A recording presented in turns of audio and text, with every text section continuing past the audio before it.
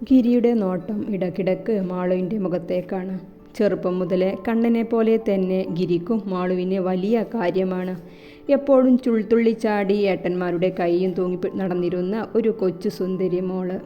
ഗായത്രി പിന്നെ അധികം ആരെയും അടുപ്പിക്കില്ല. കുറച്ച് സ്വാർത്ഥ സ്വഭാവമുണ്ട് അവൾക്ക്.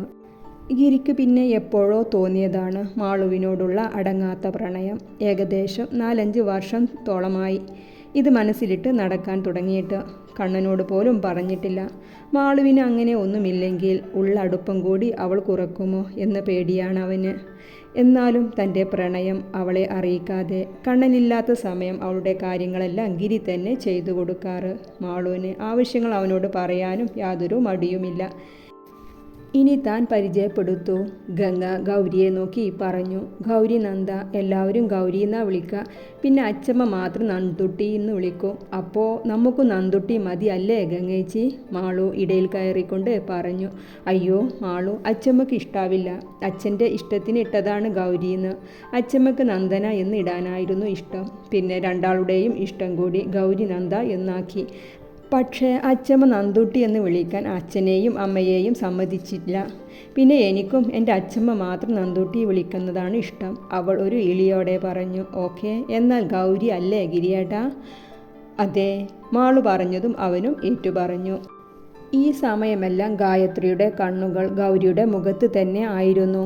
അവൾ സ്വയം തൻ്റെ സൗന്ദര്യവും ഗൗരിയുടെ സൗന്ദര്യവും താരതമ്യം ചെയ്യുന്ന തിരക്കിലായിരുന്നു. എല്ലാം ഒത്ത് ഇണക്കി വെച്ച ഒരു കൽപ്രതിമ പോലെ ആയിട്ടാണ് ഗൗരിയുടെ സൗന്ദര്യം അവൾക്ക് തോന്നിയത്. വെളുത്തതാണെങ്കിലും അവിടെവിടെ മുഖക്കുരുപ്പാടുകളുള്ള തൻ്റെ മുഖം. ഗൗരിയുടെ മുഖത്ത് ഒരു കുത്തുപോലുമില്ല. ചന്ദനത്തിൻ്റെ നിറം. അങ്ങനെ അവൾ അടങ്ങാത്ത അസൂയ തോന്നി തുടങ്ങിയിരുന്നു. രാത്രി ഭക്ഷണം കഴിച്ചിട്ടാണ് മച്ചിലോടത്ത് ഉള്ളവർ തിരിച്ചു പോയത്. ഗൗരിക്ക് മാളുവിനെ അവിടെ പിടിച്ചു നിർത്താൻ തോന്നി. പിന്നെ വേണ്ട എന്ന് വെച്ചു. മാളു പോയതും ഗൗരി ഒറ്റപ്പെട്ട പോലെ ആയി. ഗംഗേച്ചി ഫോണും എടുത്ത് അവളുടെ ചെക്കനുമായി സൊള്ളാൻ പോയി. ഗായത്രി പിന്നെ ഗൗരിയുടെ അടുത്തേക്ക് വന്നതേയില്ല. രാത്രി ഗൗരിയും പ്രമാമ്മയും ഒന്നിച്ചാണ് കിടന്നത്. രാത്രി ഷോർട്ടിട്ടാതെ ഉറങ്ങില്ല എന്നറിയുന്നത് കൊണ്ട് തന്നെ അച്ചമ്മ ഒന്നുകൂടി ഇറക്കമുള്ള നിക്കർ നോക്കി തന്നെ വാങ്ങിച്ചിരുന്നു. ഗൗരി പതിവ് പോലെ ധാവണിയും അഴിച്ചിട്ട് അവളുടെ നൈറ്റ് യൂണിഫോമും ഇട്ട് ബെഡിലേക്ക് വീണു. കിടക്കുന്നതിന് മുന്നേ അനന്തനെയും അനിതയെയും സംസാരിക്കാനും ഇരുവരും മറന്നില്ല. രാവിലെ 7 മണിക്ക് തന്നെ എത്തിയിട്ടുണ്ട് മാളു. പാലുമായി വന്നതാണ് തറവാട്ടിലേക്ക്. അമ്മിണി പശുവിന് പുറമെ നന്ദിനി പശു കൂടിയുണ്ട് മച്ചിലോത്ത്. പുറത്തേക്കൊന്നും പാല് കൊടുക്കാറില്ല. 2 തറവാട്ടിലേക്ക് മാത്രമായി എടുക്കും. ആവശ്യത്തിലധികം വരുന്നത് മാത്രം ഉസ്മാൻകായുടെ ചായക്കടയിൽ രാവുണ്ണി കൊണ്ടുകൊടുക്കും. അതിൻ്റെ കണക്കും കാര്യവും വെക്കാറുമില്ല.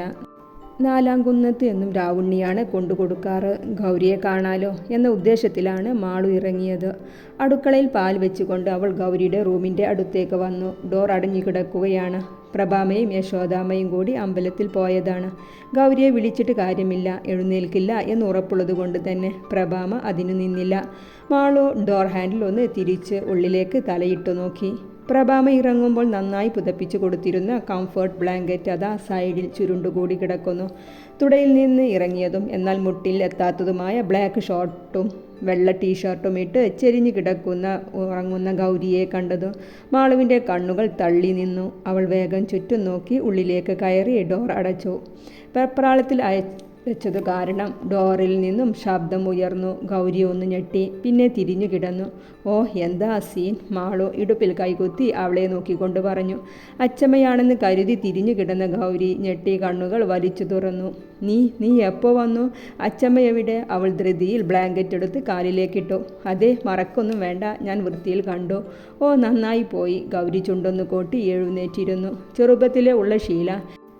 അമ്മയും അച്ചമ്മയും പഠിച്ച പണി 18 നോക്കിയതാ. മാറ്റിയെടുക്കാൻ പറ്റുന്നില്ല മാളു.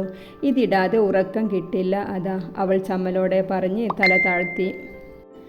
അതിന് അച്ചമ്മയുടെ നന്തുട്ടി എന്തിനാ നാണിക്കുന്നേ?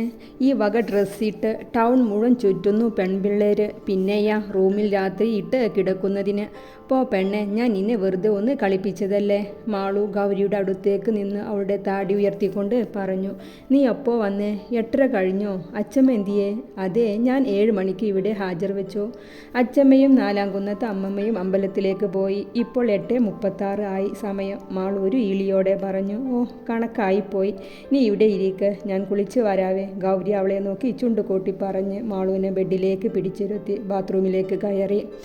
കുളിച്ചിറങ്ങി ഗൗരിയും മാളുവും ഹാളിലേക്ക് വന്നപ്പോഴാണ് അച്ഛമ്മയും അമ്മമ്മയും എത്തിയിരുന്നു. പിന്നെ അവരെല്ലാവരും ഒന്നിച്ചിരുന്നാണ് പ്രാതൽ കഴിച്ചത്. ഗംഗ സ്കൂളിലേക്ക് അർജൻറ്റ് ആവശ്യത്തിന് പോകാൻ ഇറങ്ങിയതാണ്. ഗായത്രി ഓഫീസിലേക്ക് പോയിരുന്നു. അവൾ പിന്നെ കല്യാണത്തിന് ഒരാഴ്ച മുന്നേ ലീവ് എടുക്കാനാണ് തീരുമാനിച്ചിരുന്നത്. അച്ഛമ്മ, മാളുവിൻ്റെ കൂടെ ഞാൻ ഇവിടെയൊക്കെ ഒന്ന് കാണട്ടെ.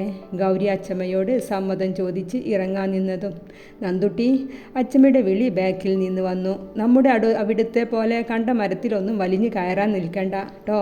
അച്ഛമ്മയുടെ ഉപദേശം വന്നു. ഗൗരി നന്നായി തലയിളക്കി കാണിച്ചു. ഓ ബെസ്റ്റ്, ഡോറാബൂജി ആണല്ലേ രണ്ടാളും. അച്ഛമ്മ, നല്ല ആളെ കൂടെയാ പറഞ്ഞു വിട്ടിരിക്കുന്നത്. ആ കൂടെയുള്ള ആളെ പറ്റി അച്ഛമ്മക്കറിയാഞ്ഞിട്ടാ. മാളു കയറാത്ത ഒരു മരവും ഈ തൊടിയിലും മച്ചിലോത്തും ഉണ്ടാവില്ല. ഗിരിയുടെ സംസാരം കേട്ടതും എല്ലാവരും പൊട്ടിച്ചിരിച്ചുപോയി. മാളു ഗിരിയെ ചുണ്ടുകൂട്ടി കാണിച്ചു.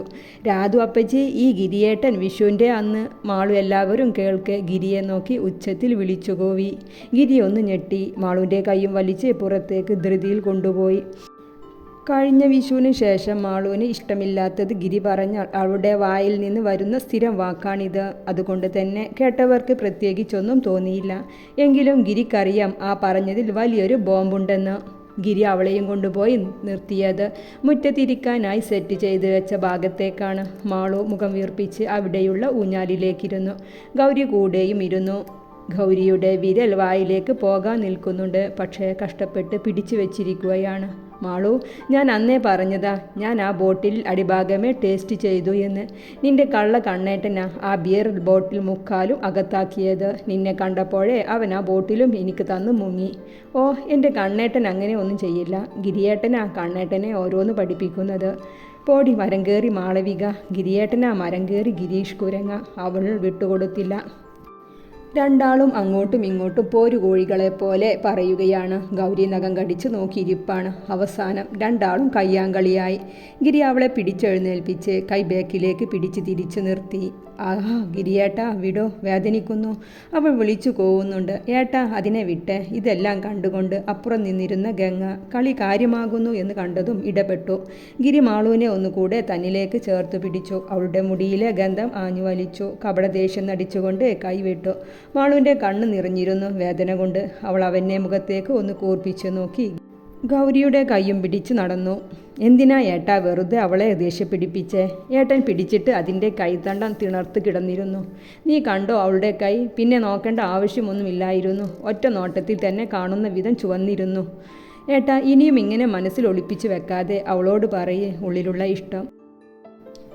ഇന്നലെ മുത്തശ്ശി പറയണ കേട്ടു, വിഷ്ണുമാമൻ്റെ കൂട്ടുകാരൻ്റെ മോളെപ്പറ്റി. ഡോക്ടറാണത്രേ. ഗിരിക്ക് നോക്കിയാലോ എന്ന്. പറയണം ഗംഗമോളെ, പലപ്പോഴും പറയാൻ ശ്രമിച്ചതാ കണ്ണനോടെങ്കിലും. പക്ഷേ പേടി തോന്നുക. അവൾ ഇഷ്ടമല്ല എന്ന് പറഞ്ഞാൽ ഏട്ടൻ തളർന്നു പോകും മോളെ. ഇങ്ങനെ ഉള്ളിലൊടുക്കി നടന്നാലെങ്കിലും ഇതേപോലെ അടിയുണ്ടാക്കിയെങ്കിലും സന്തോഷിക്കാലോ. അവൻ്റെ കണ്ണൊന്നു കലങ്ങി. ഗംഗ പിന്നെ ഒന്നും പറയാൻ നിന്നില്ല. ഗിരിയുടെ ബൈക്കിൽ കയറി സ്കൂളിലേക്ക് പോയി.